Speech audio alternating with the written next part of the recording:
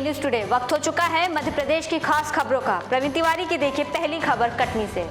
GRP TI Aruna वाहने ने जब से पदभार संभाला है तब से लगातार अपराधों पर नियंत्रण, अपराधियों पर कार्रवाई, क्षेत्र की सर्चिंग, रेलवे स्टेशन का निरीक्षण और स्टेशन की अव्यवस्थित यातायात व्यवस्था को भी सुधारा जा रहा है। अरुणा वाहने के इस तरह की कार्यप्रणाली की व्यापारी संघ ने प्रशंसा की और इस कार्यप्रणाली से प्रभावित होकर व्यापारी संघ द्वारा अरुणा वाहने का सम्मान किया गया। व्यापारियों ने अपने उद्बोधन में कहा कि जीआरपी टीआई द्वारा लगातार व्यवस्थाओं को सुधारने के लिए काम किया जा रहा है और उनसे अपेक्षा भी है कि आगे भी इसी तरह के काम वो करते रहेंगे। कहना है बस एक यही छोटी सी निवेदन है मैडम से कि जो यहाँ पर जितना भी ट्रैफिक जो है वो अनियमित तरीके से चलता रहता है। कहीं भी ई रिक्शा वाले कहीं से भी आ रहे हैं, ऑटो रिक्शा वाले कहीं से भी आ रहे हैं और मतलब एक नियम बन जाए जैसे सारी जगह रहता है। एक या तो नंबर वाइज चलें। के लिए बड़े सौभाग्य की बात है मैडम जबलपुर से कटनी यहाँ प्रभार संभाली हैं। जब से मैडम आई हैं जो भी जितने भी यहाँ रेलवे की गतिविधियों में सब नियंत्रण हुआ है। व्यापारी लोगों में एक उम्मीद है अच्छी, व्यापारी लोग सभी खुश हैं और सेफ और सुरक्षित हैं। लोग प्रसन्न हैं क्योंकि जीआरपी थाना जो है कटनी शहर का रेलवे स्टेशन का प्रमुख कहलाता है और काफ़ी समय अरसे के बाद कोई ऐसी हमारी मैडम टीआई मैडम आई है जो बहुत ही अच्छा कार्य कर रही है। सब व्यापारी इनसे खुश हैं और हम चाहेंगे कि प्रशासन से निवेदन करेंगे कि इनका कहीं भी ट्रांसफ़र न करके यहीं इनको रखा जाए। सभी की उम्मीदों पे मैं कोशिश करूँगी कि खरी उतरूँ। खासतौर पे जो इन्होंने जो यहाँ की स्टेशन के सामने जो ट्रैफिक व्यवस्था को लेकर बात की है तो ये निश्चित सही बात है कि क्योंकि यहाँ के जो ई रिक्शा और ऑटो रिक्शा वाले बिल्कुल एकदम जमावड़ा मचा देते हैं। रोड जाम हो जाती है, यात्रियों को और आम लोगों को निकलने में दिक्कत होती है और कई बार यहाँ क्रिमिनल एक्टिविटी भी हुई। किसी यात्रियों के साथ में पर्स चोरी और क्या बोलते हैं मोबाइल की चोरी और कई सारे मतलब कई बार इस टाइप की मारपीट और अपशब्दों का प्रयोग किया गया है। तो वो उस पर मैं कोशिश करूँगी कि एक व्यवस्था बनाऊँ और इस टाइप की जो आम परेशानी सभी को होती है उनको उनसे राहत दिलाऊँ। आगामी विधानसभा चुनाव को लेकर भाजपा की जन आशीर्वाद यात्रा का पड़ाव उज्जैन के महिदपुर विधानसभा क्षेत्र के झूठावद गांव में जैसे ही पहुंचा तो वहां पर विरोध की तस्वीर देखी गई। लेकिन ये विरोध और किसी का नहीं बल्कि स्थानीय विधायक बहादुर सिंह चौहान का साफ तस्वीरों में देखा गया। विधानसभा टिकट को लेकर अभी से ही कश्मकश और स्थानीय स्तर पर जनता का जनाधार कौन बनने जा रहा है, इस पर अभी तस्वीर साफ तो नहीं हुई है। लेकिन फिर भी जन आशीर्वाद यात्रा के प्रभारी जयभान सिंह पवैया, सांसद अनिल फिरोजिया और अन्य नेताओं के साथ जैसे ही झूठावद गांव पहुंचे तो वहां पर जिला पंचायत के सदस्य प्रताप सिंह आर्य और श्याम सिंह चौहान के समर्थकों ने हजारों की संख्या में कार्यकर्ताओं के साथ जन आशीर्वाद यात्रा का जोरदार स्वागत किया। कमलनाथ जी, आपकी कांग्रेस का सुपड़ा साफ होने वाला है। भारतीय जनता पार्टी की 150 से कम सीटें नहीं आ रही मध्य प्रदेश। भारतीय जनता पार्टी ने हमारे सपनों को पूरा किया है। 500 साल से खड़ा हुआ गुलामी के कलंक की जगह भगवान राम के भव्य मंदिर का निर्माण भारतीय जनता पार्टी ने। जय जय। छिंदवाड़ा से जबलपुर जा रही एसएमटी कंपनी की चलती हुई बस में आग लग गई, जिसमें सभी यात्रियों ने सुरक्षित अपनी जान तो बचा ली लेकिन उनके सामान जलकर खाक हो गए। पैसेंजरों ने बताया कि चलती हुई बस में अचानक एक टायर की फटने की आवाज आई। चेक करने के बाद पता चला कि जब बस को रोका गया तो टायर में आग लगी दिखी। काफी मशक्कत के बाद दमकल गाड़ी ने आग पर काबू पाया। बढ़ते अगली खबर की ओर देखिए राजेंद्र श्रीवास्तव की कन्नौज से। अखिल विश्व गायत्री परिवार शांति कुंज हरिद्वार के द्वारा संचालित सप्त आंदोलन में से दो प्रमुख आंदोलन नशा उन्मूलन और युवा जागरण के तहत गायत्री परिवार के द्वारा कार्यक्रमों का आयोजन किया गया। शिविर में युवा समन्वयक प्रमोद निहाले ने शिविर को संबोधित करते हुए कहा कि युग निर्माण करना है तो श्रेष्ठ युवा को गढ़ने की आवश्यकता है, क्योंकि बिना युवा शक्ति के श्रेष्ठ भारत की कल्पना उचित नहीं है। इस कार्यक्रम में 265 बच्चों के साथ लगभग 400 लोगों की उपस्थिति रही। आयोजन में राजेंद्र प्रसाद शर्मा के द्वारा बच्चों को समय प्रबंधन विद्या और शिक्षा के अंतर पर प्रकाश डालते हुए नशा नहीं करने का संकल्प दिलाया गया। राजेंद्र श्रीवास्तव की देखिए अगली खबर। किलोरा से बुरुज जाने वाला मार्ग विकास की सारी पोल खोलते हुए नजर आ रहा है। लोगों ने बताया कि विधायक हर 2 महीने में सड़क बनने की बात तो करते हैं, पर अपनी दूसरी पारी के अंतिम दौर में आ गए हैं, पर बनना तो दूर उसकी मलहम पट्टी तक नहीं कराई गई है। विधायक को भी अच्छा समर्थन मिलता रहा है, इसके बावजूद ये सड़क आज भी यमराजपुरी की सड़क से जानी जा रही है। विधायक से संपर्क करना चाहा पर वो गायब रहे। विगत 25 सालों से यहाँ पर भाजपा का विधायक है और 10 सालों से माननीय आशीष शर्मा यहाँ विधायक है। 18 सालों से भाजपा की सरकार है, पर विधायक जी जब भी बुरट आते हैं तो 2 महीने में रोड बनवा दूंगा, अब आऊंगा जब इस रोड से ही आऊंगा, ये कहकर टाल जाते हैं। आप ये बताएं कि जो वर्तमान में विधायक है, आपके गांव से वो जीतते हुए रहे हैं या हारते हुए रहे हैं? हमारे गांव से जब श्याम हुलानी सामने चुनाव लड़े थे, जब यहाँ से बुरट से पोलिंग जीती थी उनकी, पर पिछली बार डॉक्टर ओम पटेल चुनाव लड़े, जब उनकी पोलिंग हारी, पर बुरट और किलोदा की जनता क्या उनको वोट नहीं देती है, तो वो पक्षपात करते हैं। पूरी विधानसभा में हर गांव में उन्होंने विकास किया और हमारा ही गांव इस चीज से वंचित क्यों है? हम ये पूछना चाहते हैं विधायक जी से।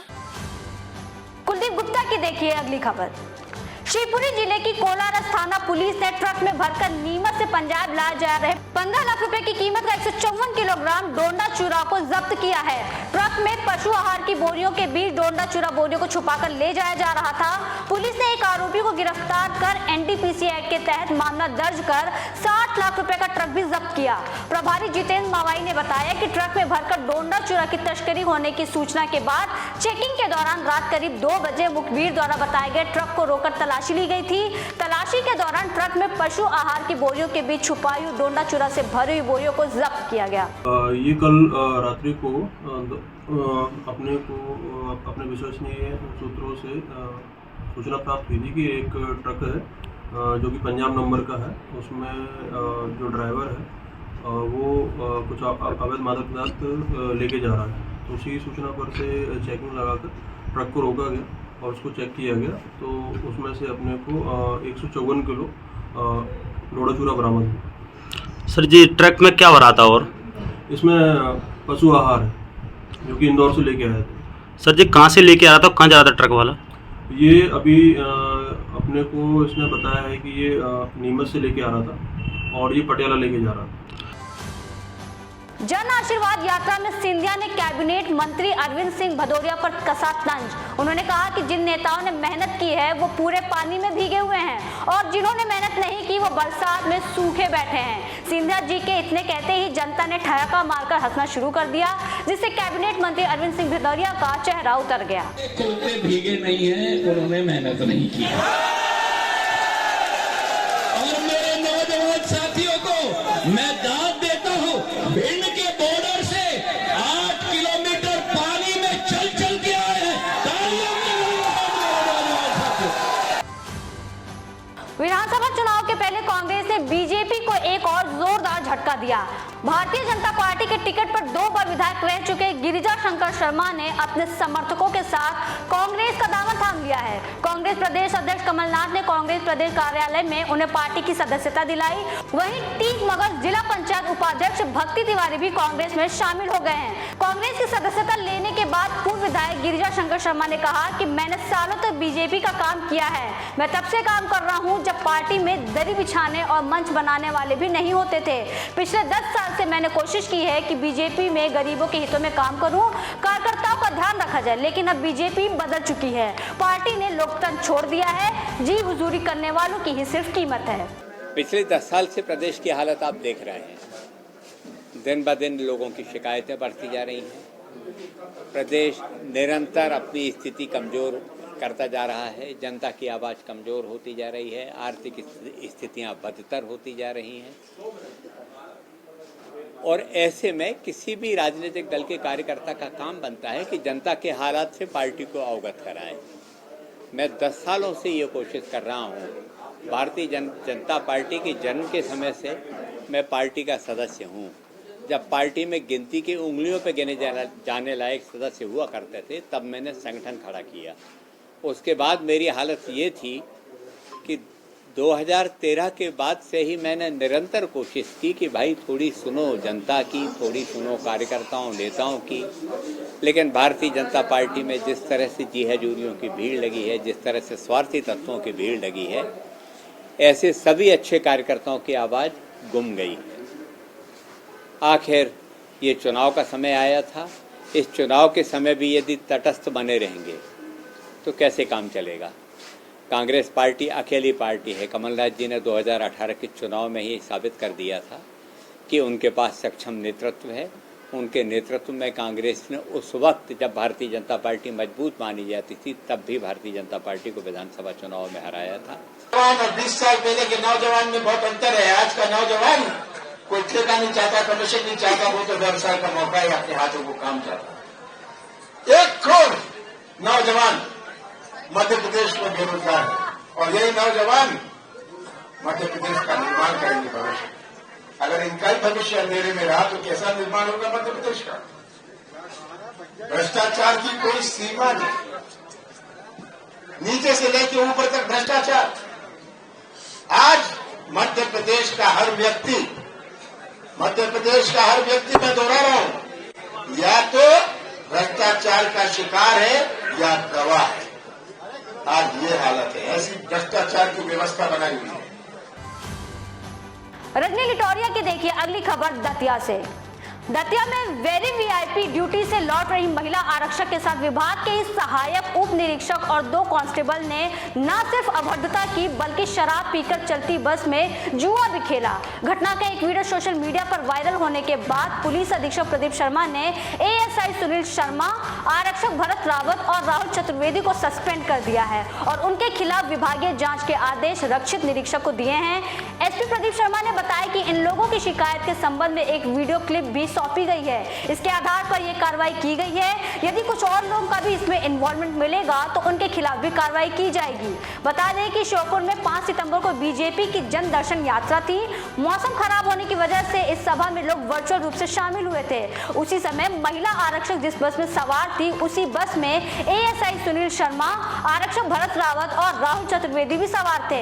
इन लोगों ने शराब पी रखी थी और बस के अंदर ताश भी खेल रहे थे। इसी दौरान महिला आरक्षक के साथ इन्होंने अभद्रता की थी। महिला आरक्षक द्वारा शिकायत की गई थी कि ड्यूटी से आते वक्त कुछ अधिकारी कर्मचारी बस में अभद्र व्यवहार कर रहे थे और संभवतः ताश खेल रहे थे। इसकी एक वीडियो भी उसके द्वारा प्रस्तुत किया गया।